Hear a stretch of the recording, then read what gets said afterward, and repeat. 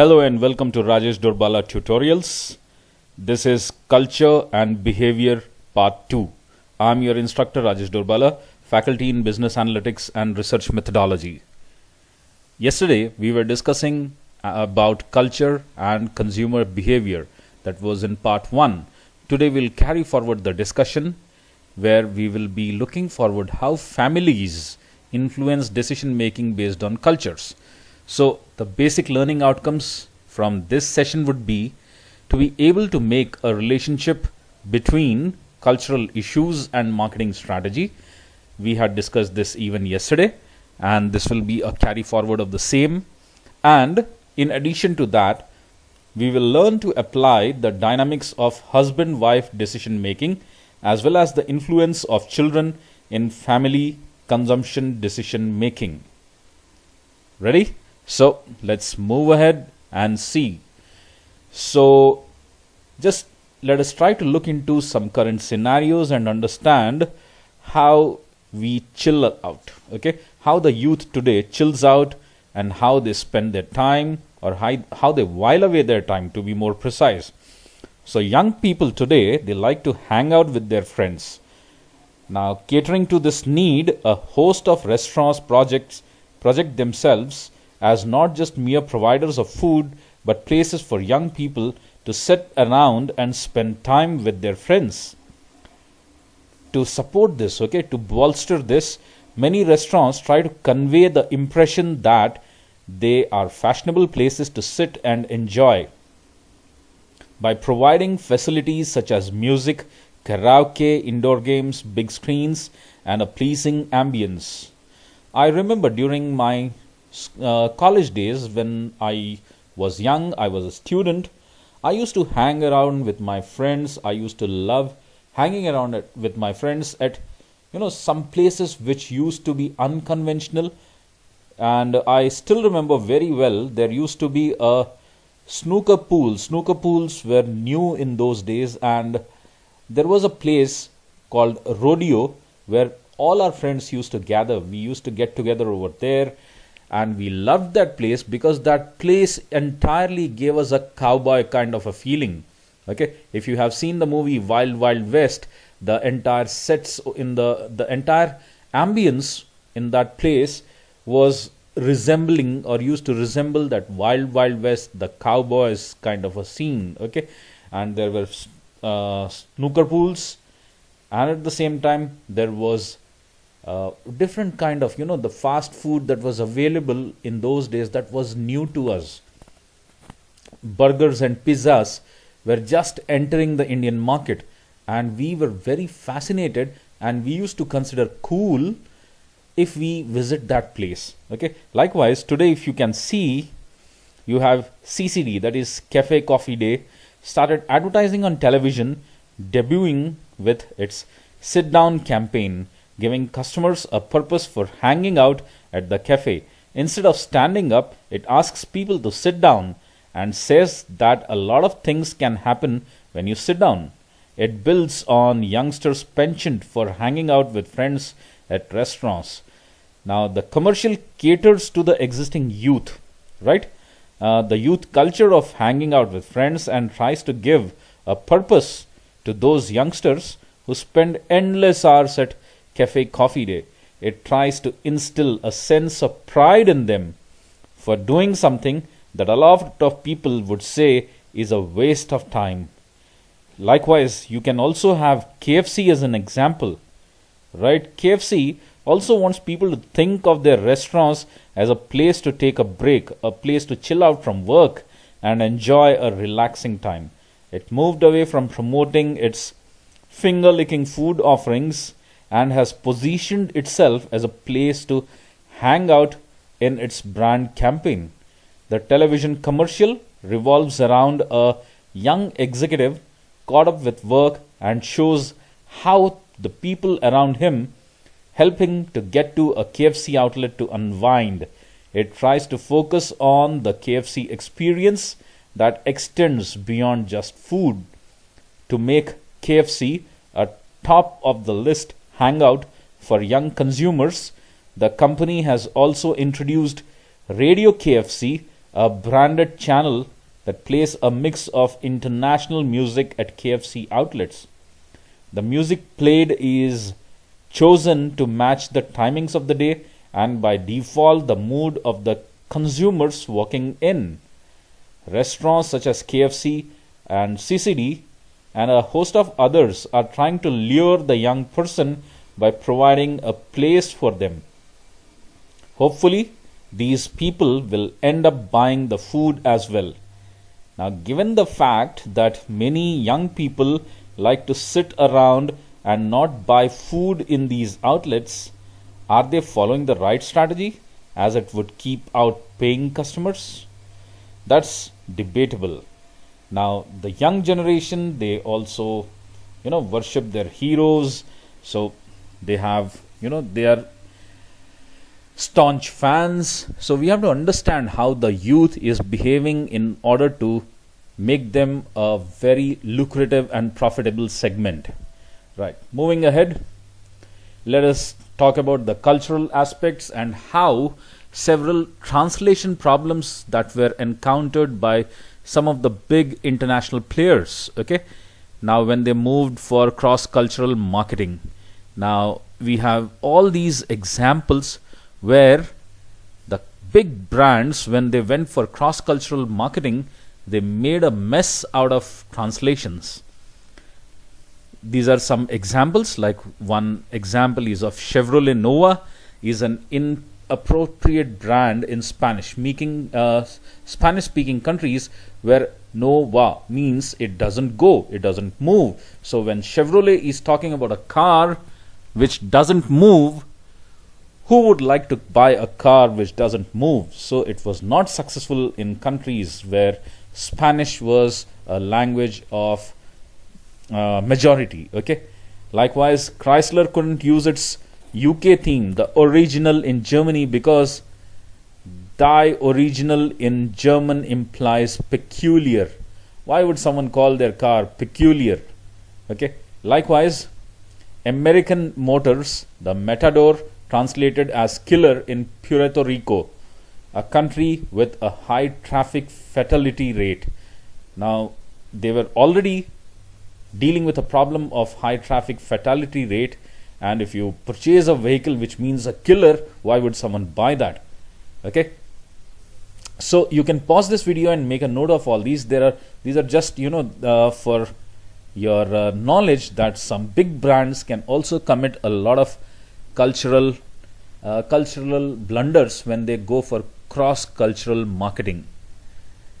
Now, let us come to today's important agenda, that is how the household influences the purchase and consumer behavior and how the marketing strategy could be derived out of it. Okay. Now, the structure of our household.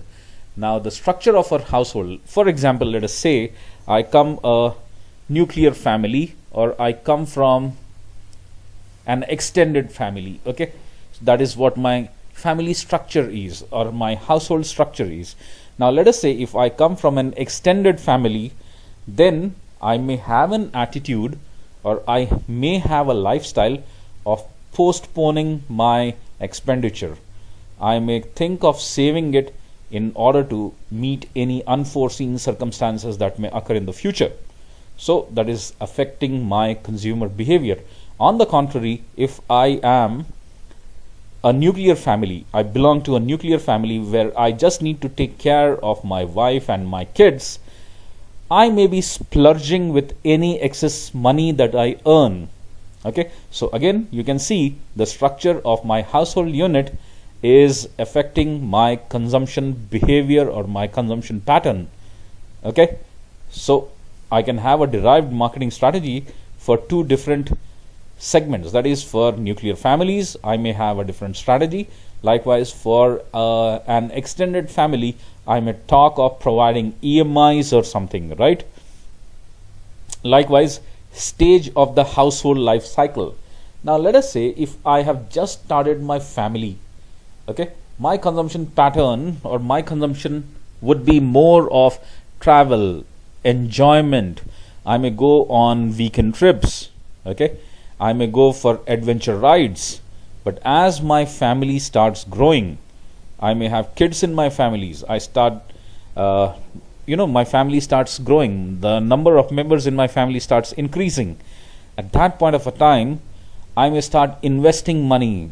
I may be purchasing mutual funds. I may be purchasing insurance for my family. Okay, I may be purchasing ULIPs for educational plans or retirement plans. Right? So that's how, with the stages of household life cycle, my purchase or consumption behavior changes. Likewise, marketeers can customize their marketing strategies for individuals at various stages of household life cycle. And then household decision process. There may be households, let us say today's generation is more democratic in decision making. That is to say, both husband and wife are equally involved in decision making.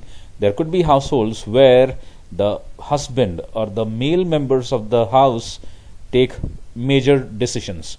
So we have to consider that such kind of a household decision process can also influence the consumption behavior, and my marketing strategy again would be altered on the basis of what the household decision process is. Fine. So this is a very, very important model that you have to understand and apply in your job front. Next, we have gender difference in decision making as well. Okay, gender, based on the differences in gender, they purchase or they take a decision, or the consumption behavior varies. Okay, now let us see how the difference in problem recognition happens. Okay, now one segment or one gender would consider the completion of the product and immediate need. Okay, so one of the genders could be more interested in how my immediate need could be satisfied with a complete product, and at the same time the other gender could be the dissatisfaction from existing long-term consideration. Okay, means they may not be happy with what they are using right now, so for them replacement is the problem. They want to replace the existing product with a new one, and that is what they have recognized the problem. Okay, and then information search, how different genders do the information search. Now these, you have this heuristic search. Heuristic search is just a superficial search. Okay, they are not going into extreme details and depths, and the other gender could be in depth and elaborative search.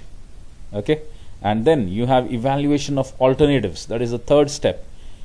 Now I'll just look at the one gender would just look at the product quality, efficiency, ease and availability. Okay, these are the basic essential characteristics or attributes of the product, and the other gender would look at low price, salesperson, opinion. They are elaborative. Okay, and purchase decision. One gender would look at ease of buying and facts and data availability. The other gender would be looking at return policy and emotional connect and the person. Okay, and the post purchase, after purchasing, even if the product turns out to be bad, one gender there would be moderate dissonance, and the other gender will experience high degree of dissonance. Now any guesses which side belongs to which gender? Okay, so there was no there's no points for guessing. The left hand side, this belongs to the masculine, that is males behave in this manner and the females behave in this manner. Okay, so this is very, very important as a marketeer to understand how different genders follow the same consumer behavior process, the purchase decision process, but in a different way. Okay, so please go through this. This is going to be quite important. Now, husband and wife decisions. Some decisions are husband dominated, like most of the financial decisions are husband dominated. If I have to purchase an automobile for my household, it's primarily husband dominated. Now, the interiors, the furniture for the home, where the children should go to, which school, okay, such decisions are wife dominated. Likewise, there is autonomic, that is husband and wife independently make the same decision at different times, each doing it about half of the time, okay, that is autonomic. Like for example, let us say which restaurant to go this weekend, okay. Sometimes the husband takes the decision and sometimes the wife takes the decision, so this is equally shared. Then we have syncretic decision making, that is both husband and wife share in the decision. Both husband and wife are participative in the decision making. Now, for example, the most important example that I could give for this is purchasing a house. Now, when I'm purchasing a house, both husband and wife are equally involved in the decision making. Now, this is an example of wife dominated and husband dominated decisions, okay. You can see women's clothing, pots and pans, child clothing, grocery, lamps, furniture, luggage, carpet, okay. These are more towards the wife, okay. But as you see, like I'm talking about vacation, the refrigerator, TV, stereo, financial planning, family car, okay, these are moving towards the husband, okay. So this is very important. Most of the decisions which are on the upper segment, this is dominated by wife, and these decisions are dominated by the husband, right. So this is going to give you a lot of examples. And children, the very, very important and vital aspect of any family. Children, they have a special power, that is called the pester power. They can make you purchase any product just because of their power, that is pester power, okay. So they are super kids now. So you can get in touch with me on my LinkedIn profile, Facebook profile. You can visit my page R with RD, and you can tweet me at RD Tutorials. You can write to me directly at rajeshdorbala@gmail.com. You can download my Android app from Play Store, that is RD Tutorials. Please do subscribe to my channel to keep yourself updated about the upcoming new, latest and interesting lectures. Thank you for today. Audio Jungle.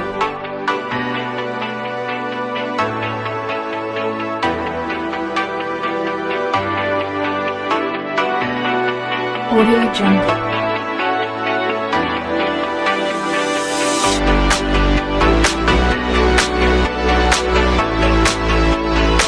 Audio Jungle.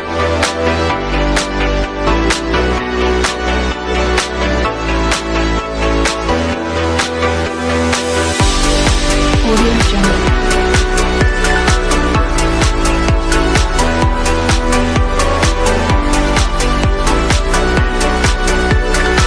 Audio Jungle.